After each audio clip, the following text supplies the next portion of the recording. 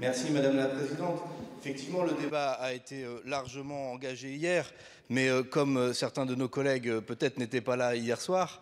je veux redire quelque chose que mon collègue Lenné a dit ici. Les amendements qui sont proposés ne visent pas à repousser les éoliennes, ils visent à les empêcher. Car les dispositions qui reviendraient à être prises si on adoptait ce report de distance tel qu'il est proposé reviendraient à ce qu'il n'y ait pas d'éolien en mer dans toute la Manche, qu'il n'y en ait pas dans la Méditerranée et que pour ce qui est de l'Atlantique, on ait exclusivement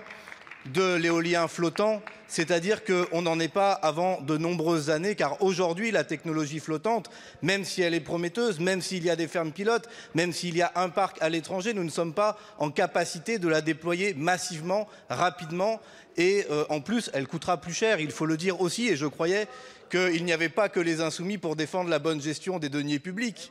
Mais peut-être que nos collègues, les républicains, sont prêts à payer plus cher quelque chose alors qu'on pourrait l'avoir moins cher. Ce n'est pas sérieux, ce serait renoncer à un besoin énergétique de notre pays dont même les scénarios les plus nucléarisés de RTE disent qu'il nous en faut 22 gigawatts au moins en 2050, le président Macron dit 40 gigawatts en se réveillant un peu tard dans son mandat précédent et après avoir fait prendre beaucoup de retard au début du mandat précédent par ses hésitations sur les tarifs. Nous voulons aller encore au-delà. Ce serait mettre en cause une filière industrielle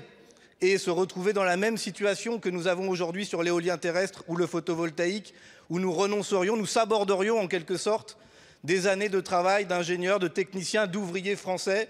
malheureusement passés souvent sous pavillon étranger désormais, mais qu'il pourrait toujours être utile de faire revenir sous pavillon français.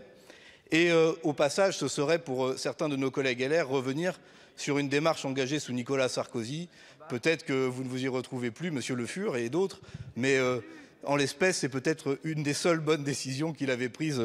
à l'époque. Non, nous avons besoin d'éolien offshore, nous avons besoin d'en planifier le développement pour justement répondre aux enjeux de biodiversité, aux enjeux de conflit d'usage, aux inquiétudes des pêcheurs qui ont besoin de visibilité sur ce qu'ils peuvent faire. Et nous avons besoin de pouvoir le faire avec de l'éolien posé, avec de l'éolien flottant. C'est pourquoi nous refuserons tous ces amendements.